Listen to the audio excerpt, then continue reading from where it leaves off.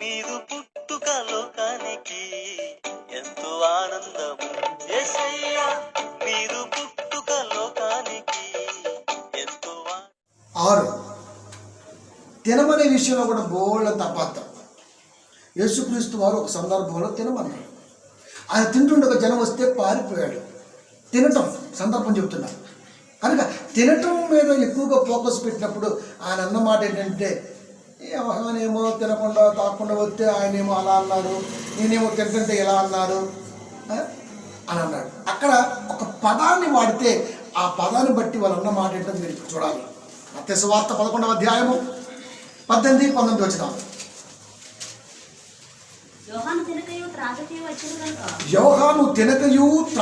వచ్చిన కనుక ఇప్పుడు తినకోకుండా తాకకుండా వచ్చి దయ్యం పెట్టాడండి. తినండి ఆ యోహాను గారు. ఆయన మిడతలతో ఏం తింటాడు అండి? తినడం అంటే ఏంది? ఈ రొట్టెలు తినాలి, ఇది తినాలి అండి. తినడం ఏంటి ఏంటి అది తెలియదు కాబట్టి దెయ్యం పట్టినోడు అంటే దెయ్యం పట్టినోడు తిండా అండి. దెయ్యం పట్టినోడు తిండా పాపం వాడికి లోపల అంతా తిప్పుతుంటే ఇంకేం తింటాడు? ప్రియమైన దేవుని పిల్ల, లోపల దెయ్యం పట్టి మనిషిని కకలకలం చేస్తుంటే ఇంకేం తింటాడు అండి? బెడ్ మీద రోగి దగ్గరికి వెళ్ళి, అరే నువ్వంటే ఎంత ఇష్టం మనోడా, నీకోసం ఊరలు తెచ్చా, గారెలు తెచ్చా, అట్లు వేసా, ఆయాసం తెచ్చా, ఆయాసం పెడతా అంటే తింటాడన్నాడు. ఏదో ముందు నేను బయటికి వ్యాలీవే అంటాడు. అంటే అర్థం ఏంటి? ఏ పొజిషన్లో ఉన్నాడు? నువ్వేం పెడతావు అంటే ఎంత ప్రేమ ఉంటే హాస్పిటల్కి వెళ్ళి మరీ పెడతామండి వంటని.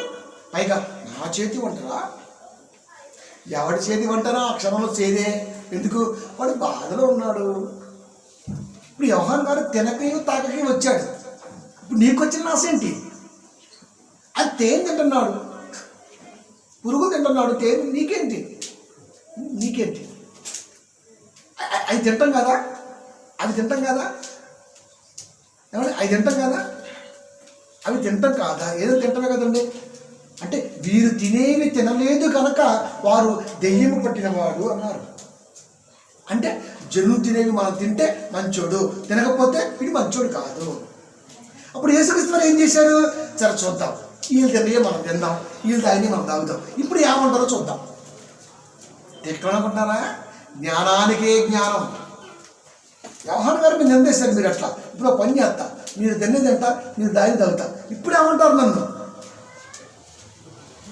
మనిషి కుమారుడు తినుచును త్రాగుచును వచ్చిన కనుక వీడు తిండిపోతూ మద్యపాని, సొంకరులకును పాపులకును స్నేహితుడు. తినకపోతే అలా, తింటే ఇలా. మరి ఎలా? ఇప్పుడు సరే మీదనే తింటా, మీ దగ్గర తాగుతా అండి. పాపలు ఇంటికి కూర్చున్నాడు, వాళ్ళు ఏం పెడితే తిన్నారు కదా, తింటాడు, తాగుతున్నాడు. ఇప్పుడేంటి అంటే తింటే తిండిపోతే అయిపోతాడా? తాగితే తాగిపోతే అయిపోతాడా? మరి కానా అనే ఊరిలో యేసుక్రీస్తు వారు కలిపిన దాచేరసని మరి మీరంతా తాగారు కదా, మరి మీరంతా ఎవరు పెళ్ళికి వచ్చినప్పుడు తాగుబోతులా? పెళ్ళికి తాగుబోతులే వెళ్తారని యేసుక్రీస్తు వారికి తెలుసప్ప. మంచోళ్ళు వెళ్ళరు పెళ్ళికి. ఎందుకు? ఏం పోపెత్తాడా తాగుతాం, ఏం పోపెత్తాడా తాగుతాం. ఓసి కదా మరి, ఓసి ఏం రావు పెళ్ళి దుమ్దాం చేస్తున్నావు, ఏం కథ? ఏ రానా మనం కొనుక్కుంటే 350 రూపాయలు, వాడైతే ఫ్రీ. అంటే పెళ్ళికి ఎక్కువ వెళ్తారా అంటే మొండా మోపులే వెళ్తారు, తాగడానికి వెళ్తారు. ఎందుకు వెళ్ళాం? అబ్బాయి చూశారు వెనకాల మంచిగా కథ కాకుండా, పైగా ఈడు కూడా పోపెడుతుంటాడు తాక్కి. నువ్వు కూడా ఎదవైతే పెళ్ళి ఎట్టయిపోయిందిరా? క్రైస్తవుల పెళ్ళిలో కూడా మందు పార్టీ వచ్చేసింది. ప్రియమైన దేవుని పిల్లల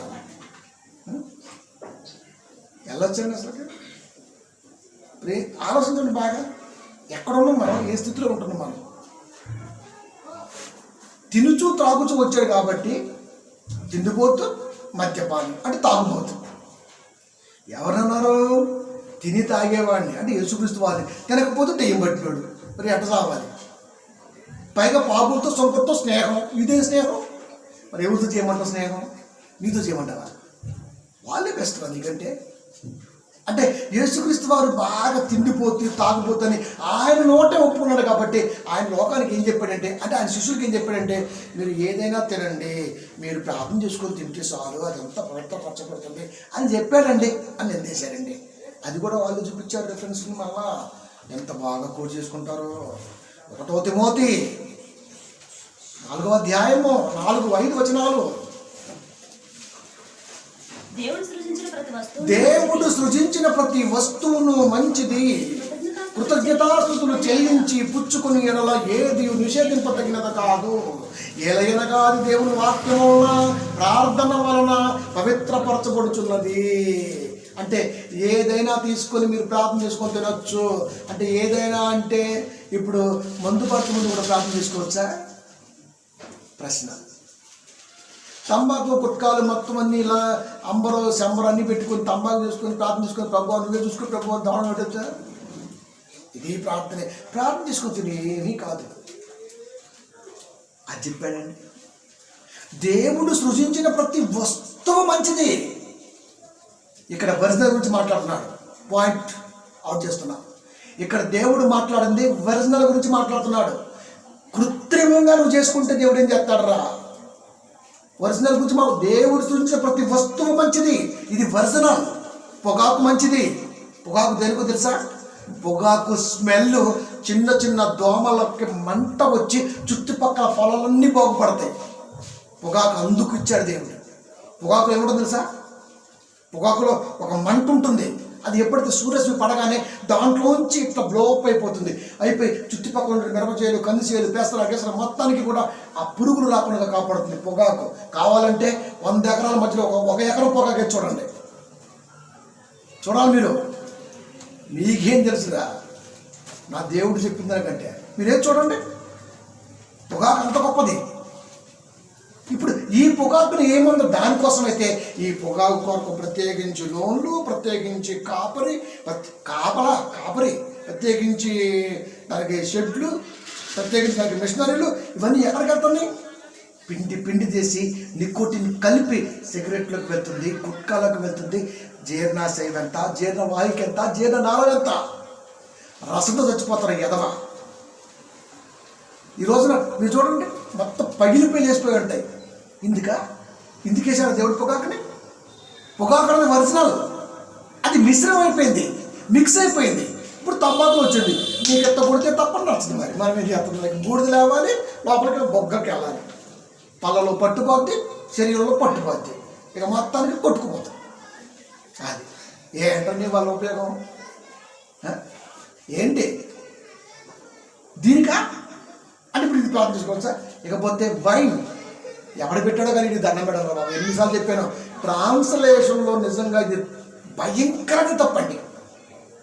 మ్యాంగో జ్యూస్, యాపిల్ జ్యూస్, ఆ జ్యూస్, యూ జ్యూస్, ద్రాక్ష జ్యూస్ని కూడా గ్రేప్ జ్యూస్. మరి వైన్ ఎందుకు వచ్చిందిరా? వైన్ షాప్ ఎందుకు వచ్చిందిరా? బైబిల్లో ద్రాక్ష రసం అని అంటే నువ్వు ఏమని రాయాలరా? ట్రాన్స్లేట్లో గ్రేప్ అని రాయొచ్చు కదరా. ఇదంతా బాగుంటుందంట పదం. వైన్ రాసి పడేసాడు. వైన్ అంటే ద్రాక్ష రసం. నువ్వు ద్రాక్ష రసం తాగుతున్నావా?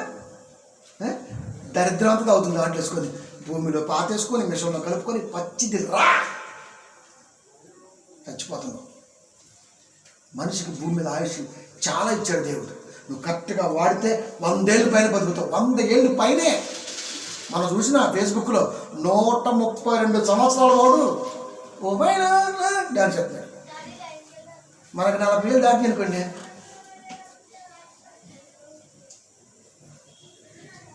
ఇది మన పని. 132 సంవత్సరాలు రోజు పెట్టి మెట్లెక్కి పవన్ కళ్యాణ్ గారి పాట డాన్స్ చేస్తున్నాడు. నాకు అనిపించింది ఏంట్రా అనుకున్న జ్ఞానం మనకు లేదా? మనం అంత జాగ్రత్తగా శరీరాన్ని కాపాడుకోలేమా? అంత జాగ్రత్తగా ఉండలేమా? ఉండలేమండి, ఉండలేమా? 200 ఏళ్ళు బతికింది ఒక ముసలాం, ఇంకా బతికే ఉంది. మొత్తం ఒక్కరు బాగా పాడుతుంది దేవుడి పాటలు. 193 సంవత్సరాలు అంటే దేవుడు నీకు నీ మీద కచ్చి 30 ఏళ్ళు ఇచ్చాడా? 40 ఏళ్ళు ఇచ్చాడా?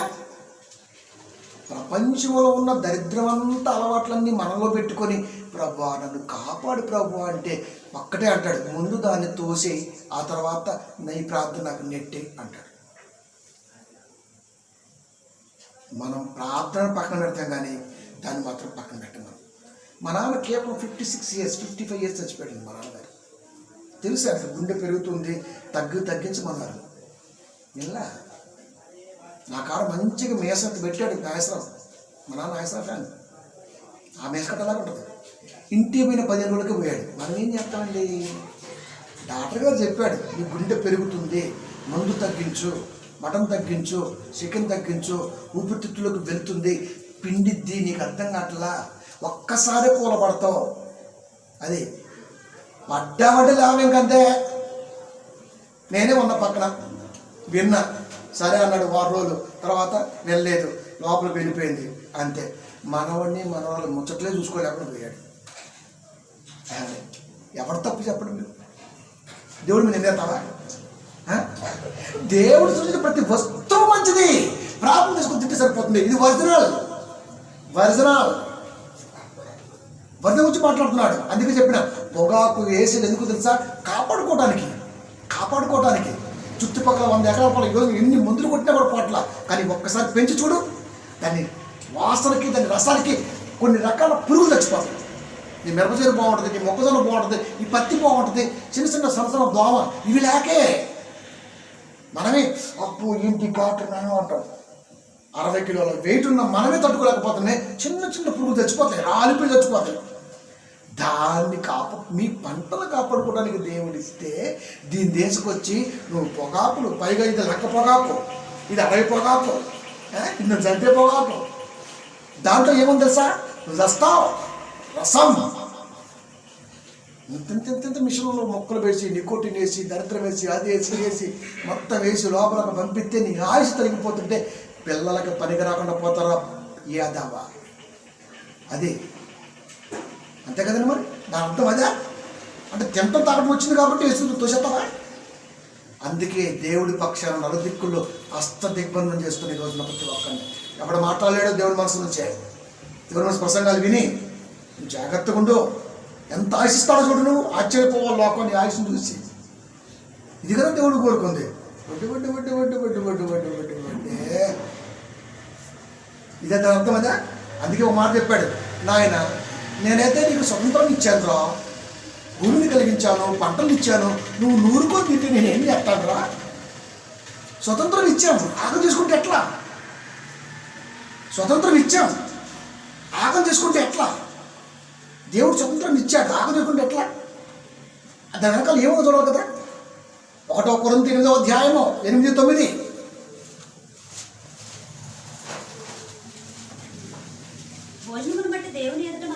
భోజనమును బట్టి దేవుని ఎదుట మనము మెప్పు పొందము. భోజనాన్ని బట్టి నువ్వు మెప్పు పొందవు. నువ్వు తక్కువ తిన్నా నీ ఆరోగ్యానికి మంచిది, ఎక్కువ తిన్నా నీ అనారోగ్యానికి మంచిది. నేనేం చేయలేను, చెప్పేస్తాను. దేవుడు ఫుడ్ విషయంలో దేవుడికి ఏ మాత్రం సంబంధం లేదు. తక్కువ తిన్నామనుకో నువ్వు మంచిగా అన్ని బాగా పనిచేస్తాయి, యాక్టివ్గా ఉంటావు. దంచి కొట్టామనుకో ఊపిరి పీల్చుకోవడానికే బాధేస్తుంది. కాస్త ఖాళీ పెట్టుకున్నాం అనుకో ఊపిరి పీల్చుకోవచ్చు, కొద్దిగా ఆయాసం వచ్చిన ఆ గాలి లోపలికి వెళ్ళి బయటకు వస్తుంది కాబట్టి సపోర్ట్ చేస్తాయి కాబట్టి హ్యాపీగా ఉండొచ్చు. అది చెబుతున్నాడు. భోజనం బట్టి దేవుని ఎదుట మనము మెప్పు పొందము. తినకపోయినందును మనకు తక్కువ లేదు, తిన్నందును మనకు ఎక్కువ లేదు. అంటే తిండి విషయం అన్నది మీకు సంబంధించింది, దేవుడికి సంబంధించింది కాదు. ప్రార్థన చేసుకోండి, ప్రార్థన చేసుకుని తినండి. ఏమండి మనకున్నాయి ఆలు బజ్జీ, అట్టి బజ్జీ. ఆలు వస్తువు, ఆలు బజ్జీ కృత్రిమం. ఈ బజ్జీలో కుక్కలు చనిపోయిన దట్టాలు మొత్తం తీసుకొచ్చి, స్కెల్టన్ తీసుకొచ్చి మిషన్లో తోసేసి బాగా దగ్గరించేసి కొన్ని కెమికల్ వేసేసి పెట్టేసి పైన లేబుల్ కట్టేస్తే విజయ వచ్చింది. అది రామనగర్లో పట్టుకున్నాడు. ఎన్ని కొంపలు తిన్నాయో విజయ నూనె. ఇవేంటి? కుక్క నుంచి వచ్చినటువంటి నూనె. మనం ఏమనుకుంటాం, గ్రౌండ్ నట్ నుంచి వచ్చింది, అబ్బో పొత్తు తిరుగుడు పువ్వు పడితే. కుక్కలు చనిపోతే కుక్కలు బట్టి చెప్పి చంపేస్తుంటారు. ఆ చచ్చిపోయిన ఎముకల్లోంచి వచ్చిన రసమే, మూలుగులోంచి వచ్చిన రసమే దీంట్లో కలిసిద్ది. నీకేమో స్మెల్, పెద్దానికి పాలకు కూడా స్మెల్ చూస్తాడు, 10 దానికి స్మెల్ చూస్తాం అనమాట. ఇది బాగా వాడికి తెలిసిపోయింది ముందే, అందుకే స్ప్రే కొట్టాడు. నువ్వు స్మెల్ చూస్తే అబ్బా బాగుంది. ఆలు ఒరిజినల్, ఆలు బజ్జీ కుక్కను తయారు చేసింది. అప్పుడు వచ్చినాక కొట్టి మేము ఎత్తారా, ఎవరు తెమ్మంటారా నీళ్ళు? పిల్లగాళ్ళకి పొట్లం ఒక్కసారి కట్టినప్పుడు పొట్లాన్ని విప్పి చుట్టి ఎంత నూనె ఉంటుందరా, ఆ నూనె DNA టెస్ట్ పంపి ఏ కుక్కతో ఏ పందితో కలిసి ఉంటుంది అక్కడ. మనకి ఎందుకు అయ్యింది? హోమ్మేడ్ ఫుడ్ చాలా బెస్ట్ రా బాబా, ఇంట్లో ఏమండి. దాంట్లో మంచిగా అగ్ మార్క్ ఉంటుందండి, గ్రీన్ అగ్ మార్క్ లేబుల్ ఉంటుందండి, FCA వాళ్ళది. అది చూసుకోనండి, వాళ్ళు మంచిగా చూసుకుంటారు, అంతే కదండి. మరి అంటే దరిద్రం మొత్తం చెప్తాడు. మన గృహకల్పన కూడా మంచిగా సిగపొడి దస్సా దస్సా దస్సా దస్సా ఎత్తాడు. దీని లోపల ఏ పిండి కలిసిందో ఎవరికి. సచ్చిన కోళ్ళు, రోగాల కోళ్ళు, బాబోయ్, పైగా ఎందుకురా నీకు, ఎందుకురా పైగా కడుపులు మంట బాబులు మసాలా ఆగెత్తి మంటకి వచ్చింది. కోడి వస్తువు, కోడి సీకినం 4 వస్తువు. అది వివరణ చూడండి ఎంత ఇచ్చాడు దేవుడు. ఎవరు చెప్తారంటే దేవుని పిల్లలు చెప్తారండి, మీద వాళ్ళు చెప్తారండి. అది దేవుడి పిల్లలే చెప్పాలి. కనుక మేము దేవుని పిల్లల భోజనమును బట్టి దేవుని ఎదుట మనము మెప్పు పొందము. అందరి ఇళ్ళలో ఆదివారం పాటు చికెన్ హౌస్ వస్తుంది, మా ఇంట్లో గోంగూర పచ్చడి వస్తుంది. ఎంత అదృష్టమో, అందరి ఇళ్ళలో వాసన మనం గోంగూరలు కలుపుతున్నాము. అంటే పాజిటివ్ మైండ్.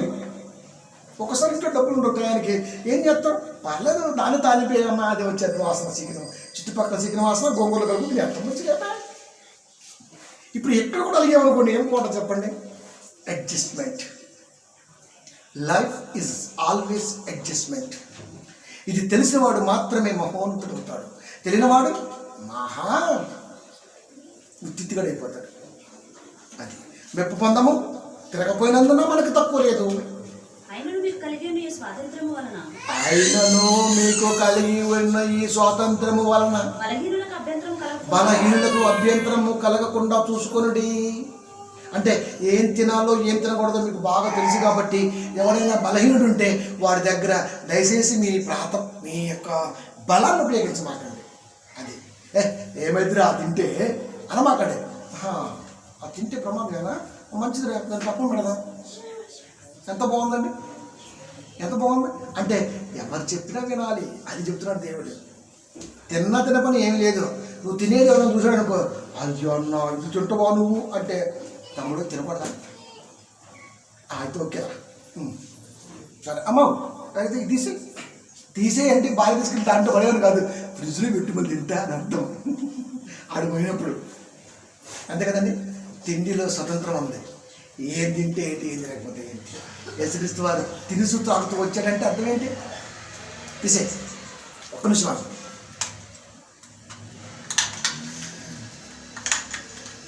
నేను చెప్పాను ఇవాళ అయిపోతుంది ఇది అంటే అర్థమేంటి. నింద వేసేస్తారా యేసుక్రీస్తు వారి మీద, నింద వేసేస్తారా యేసుక్రీస్తు వారి మీద. ఆయన తినమండు మరి ఆయన చచ్చిపోండి మరి. తిండే విషయంలో యేసుక్రీస్తు వారి మీద నింద పట్టడానికి లేదు. ఎందుకంటే ఒరిజినల్లే. నువ్వు కృత్రిమంగా చేసుకుంటే నేనేమీ చేయలేవు. అది ప్రతి వస్తువు మంచిది. ఆ వస్తువుని రోజులు నువ్వు అన్నీ వేసేస్తే ఏం చేస్తావు, ఇంకా ఏమీ చేయలేవు. అది ఆలుగడ్డ తినగలవా, ఆలుగడ్డ కూరలు తిను, ఎంత బాగుంటుంది. ఆలుగడ్డ బజ్జులు తింటే ఆ నూనె ఏంటి, ఆ నూనె కింద మరిగే మరుగుడేంటి, దాంట్లో కలిపే మసాలా ఏంటి, కడుపులోకి వచ్చిన తర్వాత ఆ గ్యాస్ట్రిక్ పెరగటం ఏంటి, తేపులు రావటం ఏంటి, మంట రావటం ఏంటి, పైగా ఇది ఈనో తాగు, ఉప్పు వేసుకో, షుగర్ వేసుకో, నీళ్ళు తాగు, ఎందుకురా అది చెప్పాడు అక్కడ. కనుక 6వ దిగ్బంధనం కూడా నువ్వు యేసుక్రీస్తు వారి మీద తిండి విషయం నింద వేయలేవు అని నిలబెట్టా. ఇప్పుడు 7వ దిగ్బంధనం, తల్లిదండ్రులు యేసుక్రీస్తు వారు ప్రేమించలేదట. ఎందుకు? నేను భూమి మీద అగ్నివేయ వచ్చితని ఇంత పెద్ద పోస్టర్ కనపడుతుంది లోకానికి. ఏం దేవుడు ఏంటంటే, ఏం దేవుడు ఏంటి అసలు? అమ్మ నాయన ప్రేమించదంటాడు ఆయన చెప్పాడా? అసలు ఆయన చెప్పింది ఎందుకు నీకు అర్థమైందా? అమ్మ నాయన్ని చదువు లేని నువ్వే ప్రేమిస్తుంటే లోకాన్ని కలిగించిన దేవుడికి తెలియదు ఆ ప్రేమ అంటే ఏంటో? ఆయనకి అమ్మ లేదు, ఆయన నాన్న లేదు, అందుకే అలా అన్నాడు ఆయన. ఎందుకు? మళ్ళా వచ్చేసి శాలేం రాజు గారికి వచ్చేయాలి. ఎందుకు? తండ్రి లేనివాడు కానీ అదే చూపిస్తున్నాడు. అమ్మ నాన్న లేడు, ఆయనకి ఏం తెలుసు ప్రేమ గురించి? చూసుకోవద్దా ముసలి? మేము వద్దన్నావారా? ఆయన వద్దన్నాడా? అసలు ఎవరు వద్దంటారండి? ఎవరు వద్దంటారండి అమ్మ నాన్న చుట్టం? ఒక సువార్త 12వ అధ్యాయము పెద్ద మెసేజ్ అందుకే స్టార్ట్ చేసిన అష్టదిగ్బంధనం. నాకే కలిసి వచ్చారు. ఇంకో 52, 53. ఇప్పటి నుండి ఒక ఇంటిలో ఐదుగురు వేరుపడి ఇద్దరికి విరోధముగా ముగ్గురికి విరోధముగా ఇద్దరును ఉందురు. ఒక ఇంటిలో ఐదుగురు ఉంటే అదేనా? ఒక ఇంటిలో ఐదుగురు ఉంటే ముగ్గురు ఒక పార్టీ, ఇద్దరు ఒక పార్టీ. చెబుతున్నాడు చూడండి.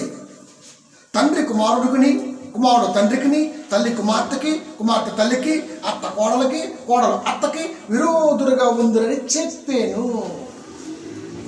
నేను భూమి మీద అగ్నివేయ వచ్చి తిని అంటే నేను మీ కొంపలో మంట పెట్టడానికి వచ్చాను. అది దాని అర్థం. అదే కొంపలో కొంపటే. దేవుడికి ఇష్టమా? భూమి మీద అగ్నివేయ వచ్చాడు అంటే భూమి మీద నివాస యోగ్యులుగా ఉన్నవి కుటుంబాలు. ఈ కుటుంబాలు దేవుని ప్రేమను గుర్తిరిగి ఉండాలి తప్ప దేవుని ప్రేమ లేకుండా మీ ప్రేమ మీరే పంచుకుంటూ ఉంటే మీరు చస్తే నరకానికి వెళ్తారు. అగ్నివేయ వచ్చింది అంటే నా బాధను మీరు ఒక్కసారి చూడండి. ఏంట్రో నాన్న బాగా మండుతుండో అంటే అర్థం ఏంటి? ఇప్పుడు నాన్న కిరోసిన్ పోసుకుని అగ్నిపోయి పుట్టుకున్నానే, ఇదే మంటం అంటే? కోపడుతున్నాడు ఏంట్రా నాన్న? కోపం వెనకాల ఏముంది? నేను నాన్నగారు కోపడుతున్నారు ఏంట్రా మండుతుండు అంటే అర్థం ఏంటి?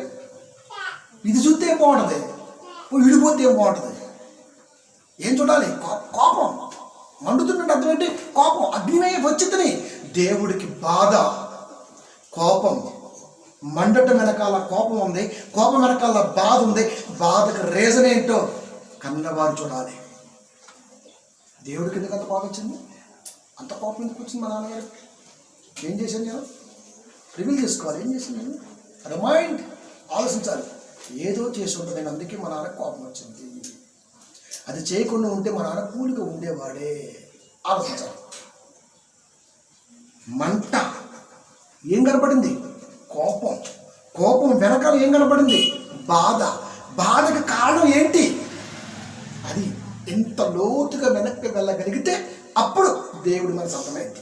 ఒక ఇంట్లో ముగ్గురికి ఇద్దరు ముగ్గురికి విడిపోతారు. అత్త కోళ్ళకి, కోళ్ళ అత్తకి, కొడుకు తండ్రికి, తండ్రి కొడుకుకి వేరు పడతారంటే అర్థమేంటి? అర్థమేంటి? నీకు అర్థాలు చెప్పాను. ఇది మాత్రం నిజమేనా? 5 నెలల్లో ముగ్గురు ఒక పార్టీ, ఇద్దరు ఒక పార్టీ ఉంటారు. నీకు అర్థంతో పడేది నిజం చెప్తే ఇక్కడ ఒక మాట. అత్త కోళ్ళ ఎక్కడైనా సరే ఎట్టుంటారా? కొత్తలో బాగుంటారండి. కొత్తలో గురించి మాట్లాడలేదండి. కాస్త పెరిగిందనుకోండి ఎలా ఉంటుంది చెప్పండి? ఏ అత్త అయినా కోడల్ని కూతురుగా చూడదు. ఇది శాసనం. చాలా రేరండి.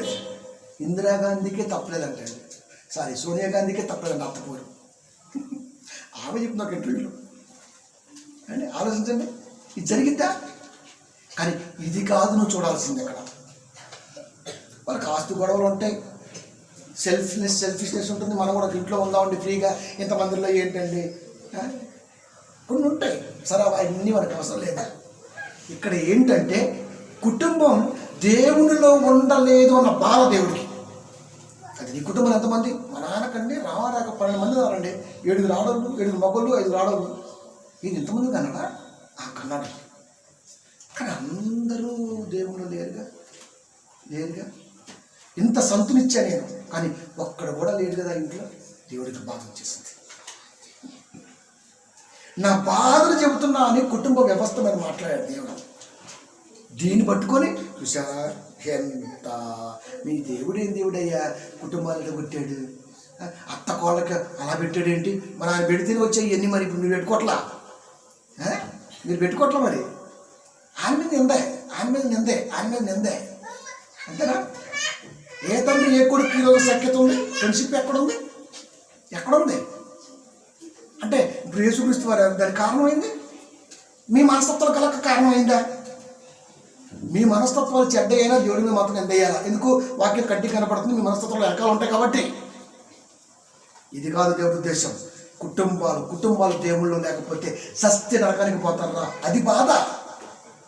అది చెప్పాలనుకున్నాడు ఆయన, అంతే కదండి. మరి యోహాను సువార్త 3వ అధ్యాయము 16వ వచనము, దేవుడు లోకమును ఎంతో ప్రేమించెను. లోకమంటే మనిషి కాదు, లోకమంటే మట్టి కాదు, లోకమంటే గురజాడప్పారా గారు చెప్తే అర్థమైందా? నీకు చదువు లేదా? చదువు లేదా? వాళ్ళకి అర్థమైంది. దేవుడు లోకమును ఎంతో ప్రేమించాడు. ఎంత ప్రేమించాడు చెప్పలేము, ఎంతో పోతనే ఉన్నది. ఇప్పుడు చెబుతున్నాడు, కాగా లోకాన్ని ప్రేమించిన దేవుడు తన కోసం చెబుతున్నాడు, తన అద్వితీయ కుమారునిగా పుట్టిన వాని యందు. అద్వితీయం అనగానే మళ్ళీ రెండవ ద్వితీయం, అది కాదు అక్కడ అర్థం. అద్వితీయుడు అంటే వర్ణించలేని వాడు, వర్ణనికి అందదు. అది యేసుక్రీస్తు వారి గురించి జ్ఞానం. అద్వితీయం అనగానే ఆ రెండు, ద్వితీయం అనగానే రెండు, అద్వితీయం అంటే అట్ట కాదు. అద్వితీయం అంటే వర్ణించలేనిది, వర్ణనకి అందనిది అద్వితీయం. అది ఓకే. కుమారునిగా పుట్టిన వాని యందు విశ్వాసం ఉంచు ప్రతి వాడు నశింపక నిత్య జీవం పొందినట్లు ఆయనను అనుగ్రహించెను. ప్రతి కుటుంబానికి యేసుక్రీస్తు వారు నిత్య జీవం ఇవ్వాలని కోరుకున్నాడు. ప్రతి కుటుంబానికి. అది ప్రతి కుటుంబంలో ఉన్నటువంటి ప్రతి వ్యక్తికి యేసుక్రీస్తు వారు దిక్కవ్వాలి. నిత్య జీవం లేకపోతే వాడు రేపటి రోజు నరకానికి వెళ్ళిపోతే అక్కడ నువ్వు చూస్తే, అయ్యా నాకు 5 ఉన్నారయ్యా చెప్పాడు. ఏమని చెప్పాను రేపు నేను అగ్నిలే వచ్చింది అన్నారు. నువ్వెందుకు చెప్పలే? అందరం దగ్గర పెట్టుకొని ప్రేమను పంచావు. నీ తాగుల్లో, నీ తిండిలో, నీ ఆస్తులో అందరం పెట్టావు. ఇప్పుడు ఏమంటున్నావు? అయ్యా నాకు 5 ఉన్నారయ్యా, 5 సోదరులు ఉన్నారయ్యా. అప్పుడు చెప్పాను కదరా నీకు, అప్పుడు చెప్పాను కదా, లోకాగారు చెప్పాను కదా, చెప్పానా లేదా? చెప్పాను. ఇప్పుడు ఏమంటున్నావు? వాళ్ళు ఈ స్థానికి రాకుండా దయచేసి ఇక్కడ నుంచి వాళ్ళని పంపి, కుదరదో అక్కడ ఒకడు ఉన్నాడు మండుతున్నాడు, ఆడు చెప్తాడు వెళ్ళు. అది చూసారా? 5 అయ్యా నాకు 5 సోదరులు ఉన్నారయ్యా. ఒక కుటుంబ వ్యవస్థని కట్టడం కొరకు దేవుడు బైబిల్ని రాయించి ఇచ్చి మాటలు అక్కడ పేరిస్తే ప్రతికూలంగా అనిపిస్తే తీసేసుకుంటాడు, అనుకూలం అనిపిస్తే ఏంటి అసలు అది? అన్న ఎలా ఉంటాడు? అన్న గ్రాండ్గా ఉంటే కుటుంబాలు అందరూ గ్రాండ్గా ఉంటారు. అన్న బోగ్ అయితే ఈ కుటుంబం అంతా బోగ్గా ఉంటారు. మనం ఏం చేస్తాం దానికి? నేను పాడైపోయాడు కానండి, నా పిల్లలు నా అన్నదమ్ములు బాగుండండి. ఇది పచ్చి రోగ్గడి మాట. నువ్వు బాగుండాలి ఫస్ట్, నిన్ను చూసే కుటుంబం బాగుంటుంది. You are the role model. నేను బాగుండాలి. అందుకే ఎప్పుడు చెప్తుంటా, అందరూ బాగుండాలి, అందులో నేను ఉండాలి. దరిద్రం నేనే బాగుండాలి, అందరూ నాలో ఉండాలి. ఇది సూపర్. అంతే కదా మరి. నేను బాగుండాలి. నేను బాగుంటే సంఘం బాగుంటుంది. సంఘం బాగుంటే మీరున్న వాతావరణం బాగుంటుంది. మీరున్న వాతావరణం బాగుంటే మీ కుటుంబాలు బాగుంటాయి. మీ కుటుంబాలు బాగుంటే ఆ కుటుంబాల పక్కన కుటుంబాలు బాగుంటాయి. రివర్స్ వెనక్కి వెళ్ళిపోతుంది. అందరూ బాగున్నారు, మనం బాగలేదు, వీళ్ళందరూ రాలేదు. ఎలా ఉంటుంది? ఎలా ఉంటుంది చెప్పండి? అందుకే ప్రతి కుటుంబంలో ఉన్నటువంటి పెద్ద నేను బాగుండాలి. నేను బాగుంటే నా భార్య బాగుంటుంది, నా పిల్లలు బాగుంటారు, నా సంఘ బిడ్డ బాగుంటారు, నా సంఘ బిడ్డ కుటుంబాలు బాగుంటాయి, వాళ్ళ అన్నదమ్ములు బాగుంటారు. వీరిని బట్టి వారిని బట్టి అందరూ బాగుంటారు. నేను ఒక్కడే బాగుంటే ఎంతమంది బాగుంటారు. అది కదా దేవుడు చెప్పింది. పక్కింట్లో 5 వేలు పడతారంటే మా 5 ఒక చచ్చిపోయింది, అడగపోయింది. లోకసూత్ర 16:25 వచ్చినాం. ఇంకోతుంటుంది, అయ్యా నాకు 5 ఉన్నారయ్యా తమ్ముడు, నువ్వే కదా సాధింది బొగ్గా, నువ్వే కదా సాధింది. తమ్ముడు మొత్తం నీ దగ్గర నడిపించావు కదా. ఇప్పుడు నువ్వు నరకానికి వచ్చావు. నీ సాధిన పెంపకంలో, నువ్వు పంచిన లోక ప్రేమలో వాళ్ళు ఉన్నారు. వాళ్ళు కూడా నరకానికి వస్తారు. రాని నా స్వామి రంగా ఆడేసుకుందాం కాబట్టి దేవుడు అబ్రాహాం గారు వద్దయ్యా, ఎవరైనా పంపి, ఎక్కడి నుంచి ఎవడు పోలేడు, ఆడ నుంచి ఎవడు రాలేడు, మీకు మాకు మధ్య అగాధం ఉన్నది, దీన్ని దాటచాలదు, దేవుడు పర్మిషన్ ఇవ్వలేడు. మరి ఏం చేయాలి? అక్కడ మండుతుంటారు ఎప్పుడు వాక్యంలో. వాడి మంట వెనకాల బాధను మీరు తెలుసుకోండి చెప్పేసి అర్థమా? 15:4 మత్తయి సువార్త. తల్లిదండ్రులను గణపరచుడనియు తల్లినైనను తండ్రినైనను దూషించువాడు తప్పక మరణము పొందవలెననియు దేవుడు సెలవిచ్చాడు. అమ్మ నాన్న చూడకపోతే మీకు నరకం అని చెప్పాడు దేవుడు. చెప్పలేదండి? కుటుంబాలలో తల్లిదండ్రులను చూడక అనాథలైన వారు చాలామంది ఉన్నారు. తల్లిదండ్రులను చూసే కెపాసిటీ ఉన్నా చూపించుకునే స్థితిలో చాలామంది ఉన్నారు. ఎవడి తప్పు? సాత్వరా అమ్మ అంటే రారు. ఎవడి తప్పు? సాధేవాళ్ళు లేక అనాథాశ్రమంకి వెళ్ళిపోతున్నారు. ఎవడి తప్పు? వాళ్ళ మనస్తత్వానికి వదిలేయాల. అంతే కదండి మరి. అంతే. మేము జాగ్రత్తమని చెప్పినా రాకపోతే ఎవడి తప్పు? చాలలేకుండా వదిలేస్తే ఎవడి తప్పు? ఎవడి తప్పు? ఉన్న పరిస్థితిదా? కుటుంబ వాతావరణందా? నువ్వు పెరిగిన పెంపకందా? ఎవరిదే? మామూలుగా చెప్పినా నేను. మీరు అయ్యగారు మీరు చెప్పారని నిజంగా చెప్తున్నాను.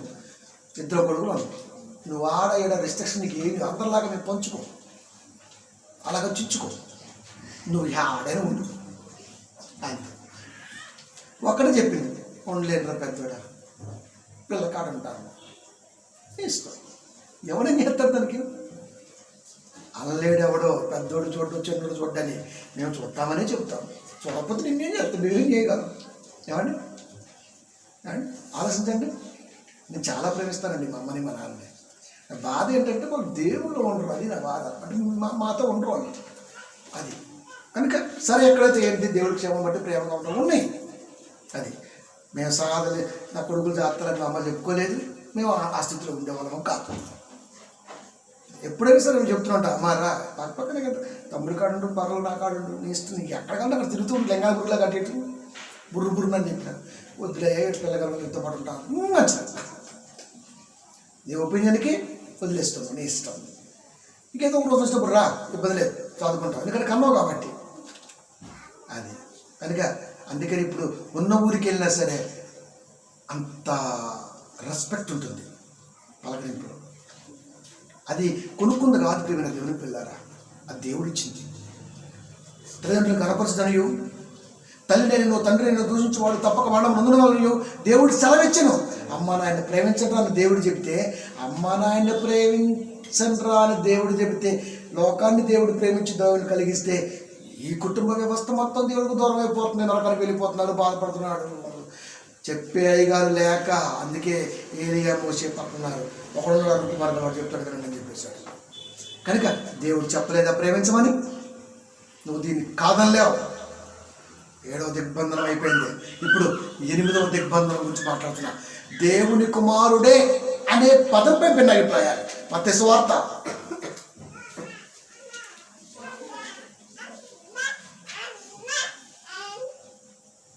Right. Thanks for watching and please subscribe. Thanks to all. God bless you.